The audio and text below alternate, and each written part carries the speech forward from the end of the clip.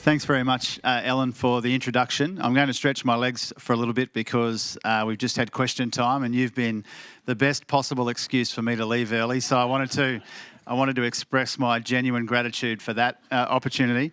But more seriously, to thank all of you for the opportunity to join you here today. I know there's been some auspicious contributors today, and I know that the discussion, because it's a CEDA event, would have been really top shelf. So thank you for letting me be a part of it. And I wanted to acknowledge Melinda in particular. There's a reason why when I got this Shadow Treasurer's gig, one of the first discussions we went to Melbourne and we sat down with Melinda because we have enormous regard for the work that CEDA does in collaboration, as Ellen said, with so many of the businesses and higher education institutions and other organisations represented in the room this afternoon. And also to say that we take the work of CEDA very seriously, of course. The company pulse is important to me. The fiscal repair paper from not that long ago, the connecting people with progress paper, all of these sorts of things are really important inputs into our thinking and our work here in this building in general, but specifically in my case, the work of the economic team in the federal opposition.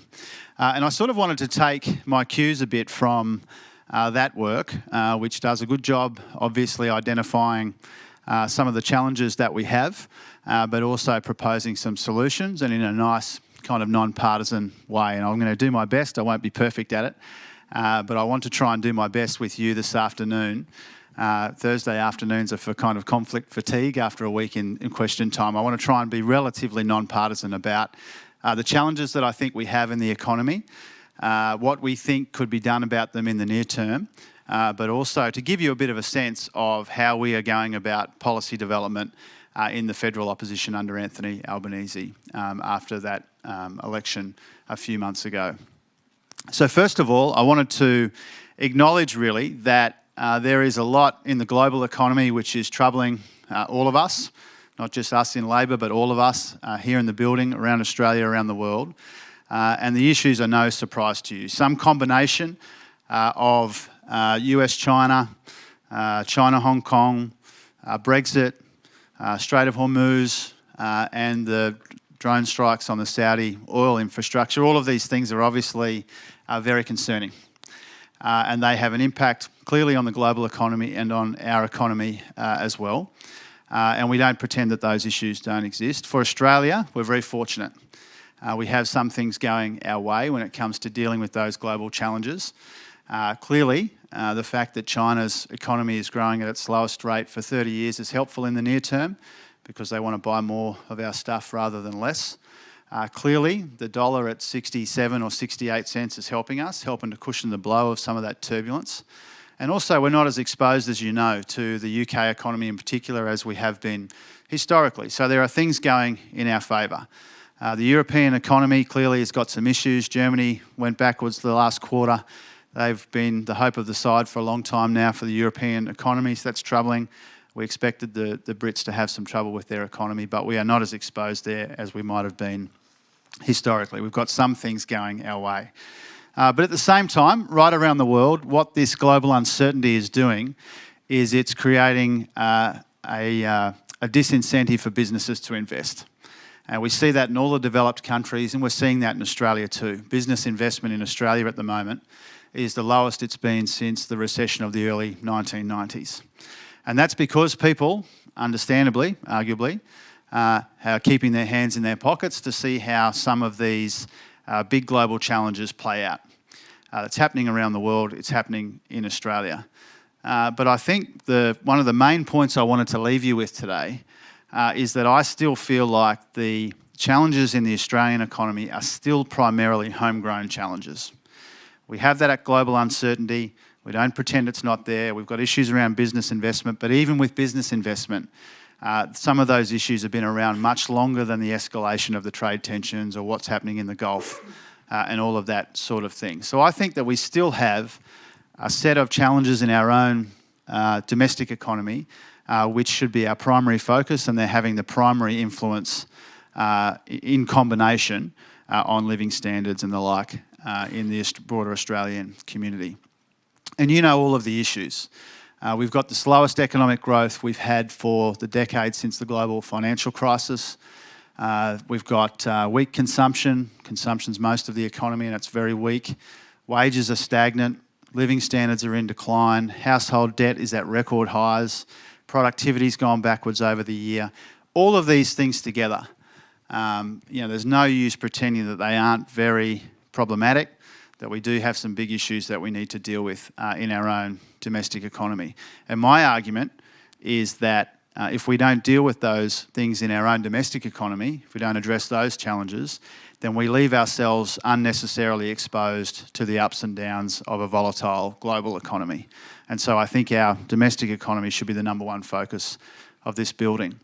And my fear is, to be frank about it, and not to be necessarily partisan about it, but I fear that there is a real complacency in the cabinet room at the moment about these challenges.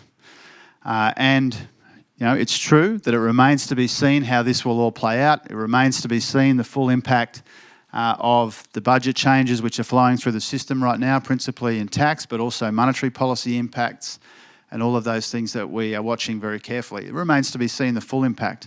But I think we know enough about the domestic economy at the moment to know that whatever stimulus is already in the system is insufficient. It won't do the job that we need it to do. And my argument is that we need to do more.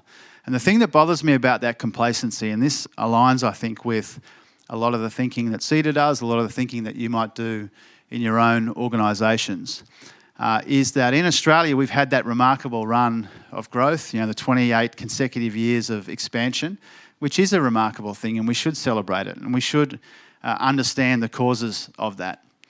But just because we've grown for 28 consecutive years doesn't necessarily, preordain that we'll grow for another 5 or another 10 or another 28. The Americans have just celebrated their 10th year of continuous growth, and it's a huge deal in the US. We've cracked 28 years, and I don't think most people know about it. And I think, unfortunately, it does feed some complacency when it comes to policy out of this building, and particularly out of the Cabinet suite. And this gets us to really the role of an opposition. We didn't choose another 3 years in opposition, but we'll use the time wisely, is how Anthony and I refer to this challenge ahead of us. And being in opposition is the task there is to try and strike the best balance between pointing out where the government has not got something right and offering constructive proposals for how they might do better.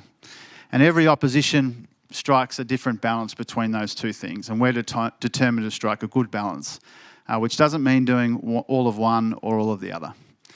And so what we've done in arguing that the domestic economy is weaker than it should be and weaker than it needs to be in the context of all this global pressure is that we've put on the table 6 things that we think the government could pick up and run with if they want the economy to grow faster than 1.4% annual, which it needs to do to create jobs and put up some upward pressure on wages. So what we've said, and I won't run through them in detail, people might have questions about them, but clearly we need a settled energy policy, because energy policy has been a handbrake on growth for a long time. I might have done 100 boardroom conversations in the last calendar year, and the only thing that comes up in every single boardroom conversation I have is energy. There are a lot of common issues, but there's only one unanimous issue, and that's energy policy, a settled energy policy. That's number one. Clearly there's room, if the government was inclined, to bring forward part of stage 2 of their income tax cuts. Clearly there is scope and an argument to increase New Start in a responsible way, understanding that all of a New Start increase would be spent in the economy, so it would be quite effective as a stimulus, as well as the right thing to do. We think that there's scope to bring forward some infrastructure investment. We are cognizant of skill shortages. We know that some projects aren't shovel ready, but we know that some projects are. And so we share the Reserve Bank Governor's view that they could bring forward some infrastructure spending. We think there's scope for a wages policy. And the final one, and perhaps the one the government's most likely to agree with us on, is we think there should be an incentive for business investment. We took to the election an idea called the Australian Investment Guarantee. That was 20% immediate deduction, accelerated depreciation, then you use the rest of your usual depreciation schedule. And we know that the government's looking at some version of that. If they announce that, and it's good, we'll support it. But those are at least 6 things that the government should be contemplating doing in the context of a relatively weak economy. And we're trying to propose those in a constructive way. We are also obviously pointing out where we think policies have not been implemented correctly.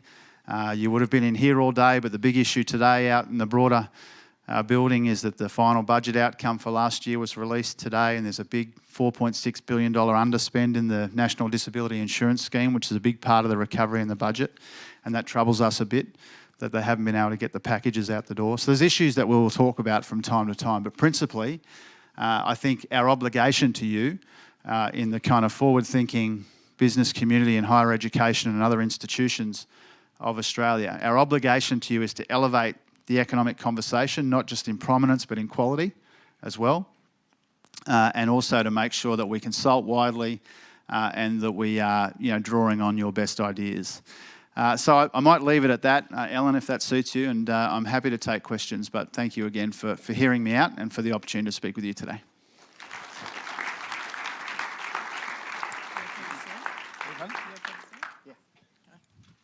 Yeah, I think we're both on. Yeah, really happy with that. Thank you. I mean, really appreciate your insight, candor, bipartisanship. That's really, really great. We're going to have questions coming through in 3 ways, right? We have a live stream, we've got an app, and we've got everyone in the room. And so we might open it up to the room first. Are there any questions? We've got mics coming around.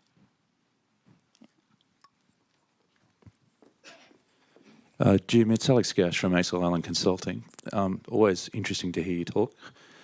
I'd like to talk about an area of microeconomic reform that's probably not on your top 6, but I think it's pretty important. And that's to do with tax system complexity.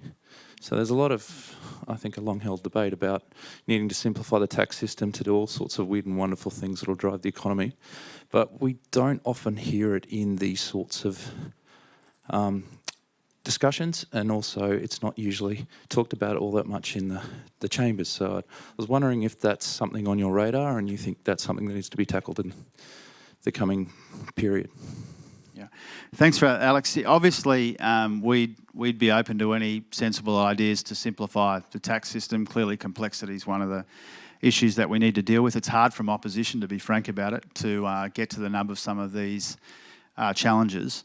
I've got a colleague, Julie Owens, the member for Parramatta, and we've been talking about what are the opportunities in, the changes in payroll and all of that sort of thing, the real-time reporting.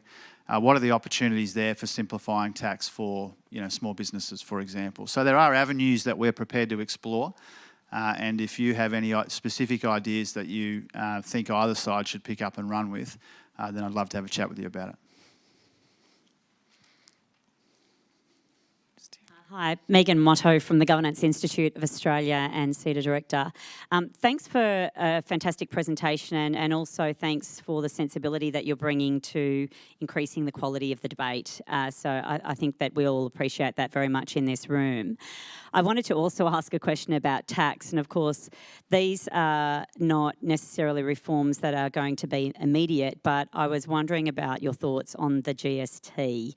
It's sort of not been on the table as part of the real debate, and yet it's such a massive lever that we can pull. Other economies, for example the New Zealand economy and others around the world, have generated significant gains looking at the simplification of the tax system through consumption taxes, and I was wondering on your thoughts on that as a long-term piece of policy rather than obviously short-term.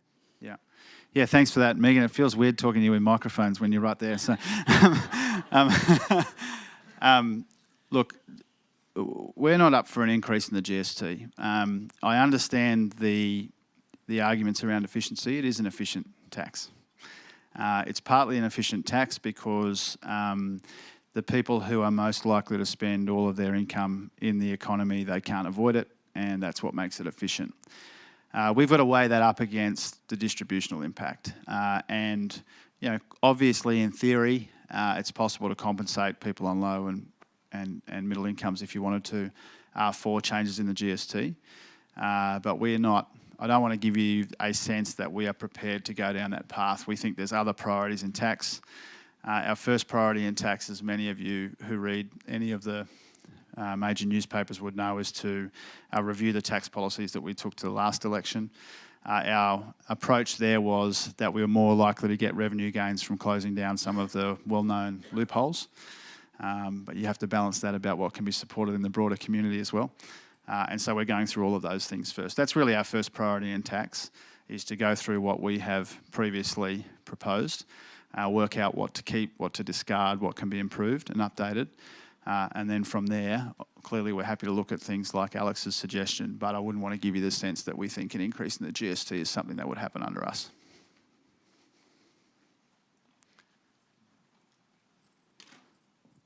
This is much a reflection on the whole of the day, so apologies. My name's Sue Highstein. I work in the Victorian government.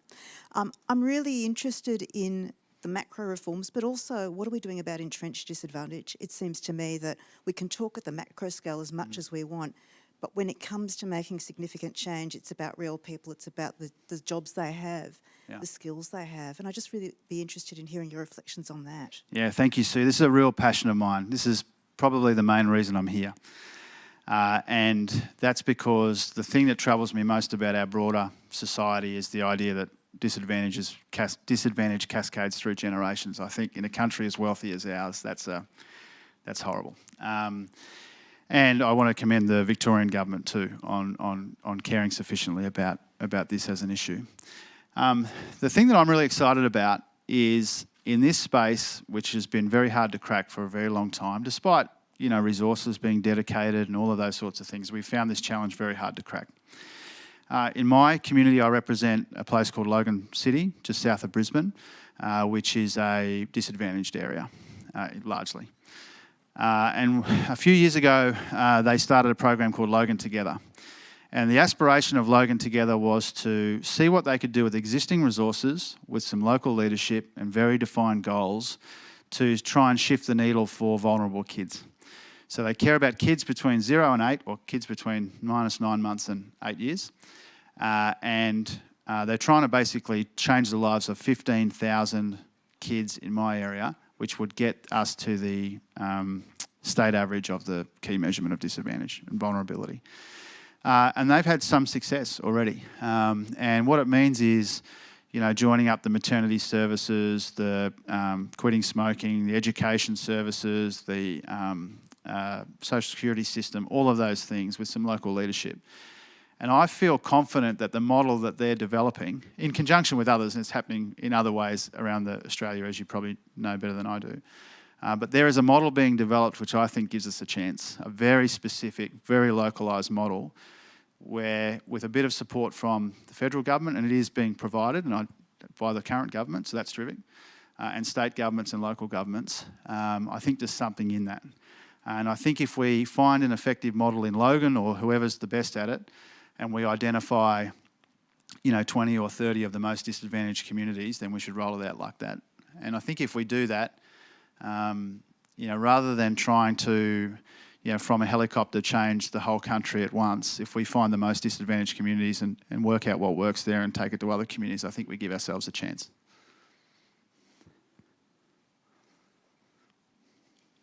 I spoke too long about disadvantage, didn't I? And nobody wants to ask me another one. While others warm up, I might give you one that's come through from the app. Great. And maybe more awkward than that is this, but let's go with it. Okay. But the question is, can you clarify your energy policy? Yeah. So, no, I appreciate that, because anyone who's followed the trajectory of energy policy, really since, I like to start in 2007, because I think there have been 3 missed opportunities for energy policy in the 12 years since 2007. In 2007, Prime Minister Howard and Opposition Leader Rudd both took emissions trading to the 2007 election, which is remarkable when you think about it now. Prime Minister Howard had an ETS as a core policy that he took to the 2007 election. Remarkable opportunity. Both sides wanted emissions trading. Fast forward to, I think, 2009, and not to go into the politics of it, but we had an opportunity here to pass a version of that in the Parliament. The Greens voted with the government. Malcolm Turnbull lost the leadership. We missed a big chance then to come up with something relatively bipartisan. Fast forward then to last term, and the National Energy Guarantee, and a lot of you will know a lot about the NEG, so-called NEG, we would have voted for the NEG. And so that was the third opportunity for bipartisanship on energy. And for reasons which are hard to fathom, that would have passed with sort of 80% of the Parliament, the House of Representatives. Not many things, big contentious things pass with a big chunk of the House of Representatives. But the government decided not to put it, Prime Ministership changed, and we moved on to that. Now I give that long historical context, not to try and avoid the question, but to make this point. We were prepared to support the government's energy policy because the message, I talked before about all those boardroom discussions, the main thing I pick up from many of you is, sure, we've all got ideas about what the perfect energy policy is, but the most important thing is actually to settle something which is certain, where you can invest in it with a bit of confidence and it's not going to change in 6 months or 12 months' time. And so we took that on board, and the NEG wasn't everything that we wanted, but we were prepared to support it to settle this thing that's been going for 12 years now. So our energy policy, and we'll obviously review all of the targets we took to the last election around renewables and all of that sort of thing. We'll do all of that. We'll have a detailed policy. It will be more ambitious than the government on dealing with emissions, and we'll do our best to get prices down. But really our priority is to try and work something out that we can agree with the government on, because I don't think we can afford as a country for this issue to keep going on and on and on, where it's two warring camps and nothing gets solved.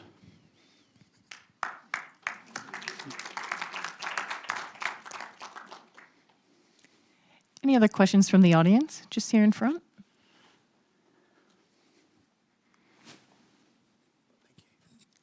Jim, Stephen Walters from New South Wales Government. Thanks for your comments earlier. My question is not about the rate of the GST, but perhaps the distribution of the GST revenue and the Federation more generally. Is there a better way that we can distribute taxing powers across the Federation? Bearing in mind that I work for a state government, please don't recommend abolishing the state governments, but is there a better way that... We can probably move on to the next one. Is there something we can do here, or is it too early for you to have a clear view on what you'd like to do with the Federation? Oh, it's certainly too early for a clear view, but it's interesting what Andrew Barr's doing here in the ACT around. I'm not saying it's something that we would replicate, but it's interesting that some of the states are having a go on their own. But clearly it needs national leadership too. Before I was a Member of Parliament, I worked in this building as an advisor in Treasury portfolio. And I think COAG's the most difficult thing of all of it, to be honest. And yeah, ideally you'd get a better mix of tax responsibilities, but you've got to work out where your time's best spent. And sometimes a lot of those things that have popped up perennially and have been unsolvable, I haven't seen a kind of a crack of light in any of those sorts of things that encourages me down that path yet.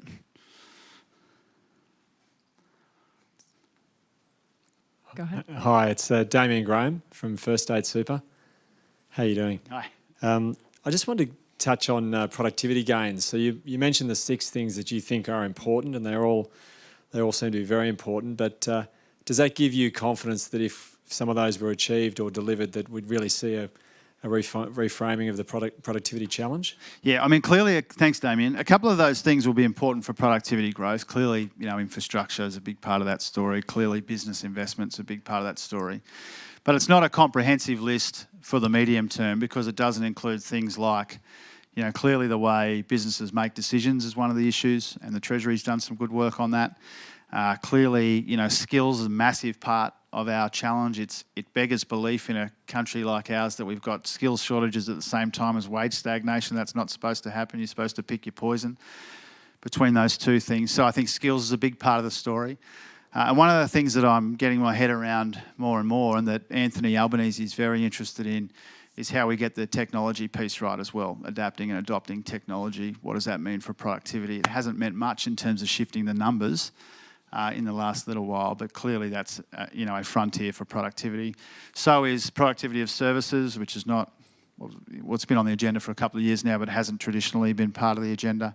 All of those things together. I guess my sort of 6-pack of suggestions for the short term are really about how do we deal with this kind of near-term weakness in the economy, but our productivity challenges go beyond those specific ideas. If you do one thing out of all of that, you'd probably restore vocational education.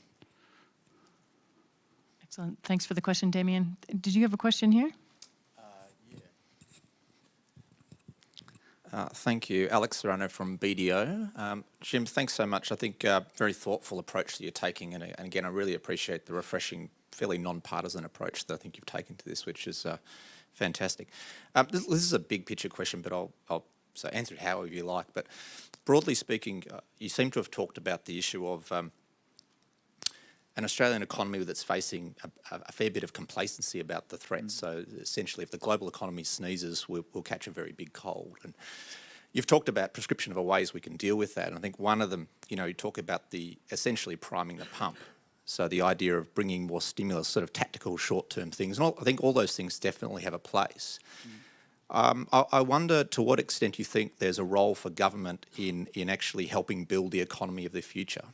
And I appreciate that's a big question, but I'm not sure that the economic leaders that we have always see the need for government in achieving that. And a rider to that question is, given the outcomes of the previous election, to what extent do you think there's a role for government in prosecuting the argument to go about that transformation, particularly one in which the economy of the future that leaves no Australians behind when we transform? Yeah, thanks, Alex. I mean, there's heaps in that, obviously. On your first point about kind of, pump priming the economy, I just think that, we can do a better job out of this place supporting the Reserve Bank, getting the place moving again. On your more important or broader questions about how does the government set Australia up for the future, I mean, clearly I think that there's a massive role for government leadership, but I don't think it's an exclusive role for government leadership. And one of the good things about the Treasury had a big conference about productivity, where we don't agree with every proposal and all of those sorts of things. But I think what that conference did, and all the papers that came out of it, and some of you would have read some of those papers, is that it made our productivity challenge a challenge for all of us, and not just something that either you wait for us to solve or we wait for you to solve, right? And that's a good. And Ellen talked about collaboration in her introduction. That's the right way to think about it. The thinking that Anthony's putting into, he's doing a sort of a vision statement on the jobs of the future shortly, and so we've all been working closely with him and his team on these sorts of things. And clearly the government's role is getting things like training right, lifelong learning pathways, all of that sort of thing. Clearly the social security system has to change as the nature of work changes. Clearly there are concerns about retirement incomes when a lot of people, for example, in the gig economy aren't saving for their own retirement, so that amazing creation that we have, which is superannuation, is being diminished rather than contributed to. All of those things are massive, and so there's enough for us to do in terms of creating the rules of the road and the conditions for jobs of the future which are actually meaningful and people are prosperous and working hard and getting ahead. There's a massive role for us, but it's not an exclusive role. I did some writing with Mike Quigley, who used to run the NBN not that long ago. We wrote a book called Changing Jobs. And our whole starting point was, how do we make this technological change work for people and not against them? And how do we make sure that this isn't just another one of those things that contributes to inequality in our society, which comes back to Sue's question before about entrenched disadvantage. How do we make sure that all of this technological change, which I'm an optimist about, and many of you would be optimistic about, how do we make sure it's not just something that benefits a slice or a sliver of the population? And that's really the challenge we're working through. We don't have an amazing answer to it. I don't think anyone does. But the first step is to get it on the agenda and to work out what our roles are, and I think we're making some progress there. That's great. Any other questions? Just up back. While we're getting a microphone up there, can I ask you, so I don't think any of us here would disagree around government's role in this, and that you're only one stakeholder, again, like we spoke about in the broader ecosystem. You've got business leaders, thought leaders here today from a whole range of different sectors. What's your ask of us? Well, I mean, first of all, keep talking to us. One of the most heartening things about the last few months, and there hasn't been a lot heartening about the last few months, is the way that the lines of communication and dialogue haven't closed up. I think that says something, quite good about the way that the business community in particular approaches these challenges, that they weren't speaking to us about these things in February and no longer speaking to us about these things in August or September. I think that does say something about the long-term view that you take. but also that you do genuinely care about the positions that we take on policy. So I think mostly keeping the lines of dialogue open. Also, supporting good ideas if they're proposed, and having an open mind about that, not being partisan about it, but if there's a good idea around incentivising business investment or something like that, or skills development, then it's always good not to be friendless when you make a policy proposal. But all of those sorts of things. And to be honest with you, I know there's a lot of commentary, and you read the front of the Fin or something, or the editorial pages of the Oz, and there's a sense that we've got some sort of issue talking to business about a lot of these sorts of issues. And I know that we haven't always got our language right about the relationship, to be frank about it. But I think at the same time, I've always been really pleased with the level of dialogue. There hasn't been a board or a CEO or a chairperson in Australia who I've wanted to talk to about some of these big economic challenges where I haven't been able to get through the door. So I appreciate that. Yeah, fantastic. Okay, our last question. Hi, Charlie Dukes from WSP. Your 6 measures of stimulus that you spoke about bringing forward infrastructure investment. Yeah. Obviously, shovel-ready projects are important, Yeah. and investing in the right infrastructure to get the long-term productivity gains are also critical. Yeah. Do you have a view on also the importance of the capacity of industry to respond?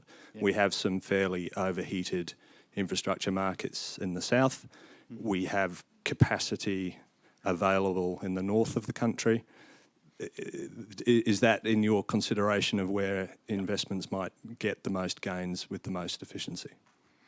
Thanks, Charlie. The short answer is yes. And we acknowledge that, in some cases there are issues around skills or there are issues around planning which act as genuine constraints on bringing forward infrastructure investment. We've never said that every project on the 10-year horizon or in the Infrastructure Australia priority list is possible to flick a switch and we get it going tomorrow. We've never pretended that. But equally, and the Governor of the RBA has been of a similar mind, equally there are some projects which do have the planning, they do have the workforce, they do have the capacity to happen a bit earlier. And I think one of the useful contributions that Phil Lowe made to that conversation is to point out that quite often we're thinking about the massive projects as part of this, but there's a lot of mid-tier projects and smaller projects which have the capacity to change the economic prospects of communities, which are still languishing 4 or 5 or 8 years out in the planning, where there's no reason why they couldn't be brought forward. I've also got this great colleague called Catherine King, who's our new infrastructure spokesperson, and she went through the budget papers and discovered there's $5 billion of underspends just in road maintenance. And you can imagine the workforce that is necessary to do $5 billion worth of road maintenance. So there are opportunities there as well. We asked questions today while you're in here. We asked questions about some of the urban congestion funds, which were announced in not last budget, but the budget before, where there's been precisely 0 projects begun out of them. So there are opportunities. And it should be possible to do something on infrastructure, not pretending that everything can be done immediately, but something can be done sooner than it is currently planned. And that would have the capacity to shift the needle a little bit. That's great. All right, on that note, let us just thank you again. Everyone, please join me. Thank you, Shadow Treasurer. I really appreciate it. Thanks for that. Yeah. Thanks so much. Thank you.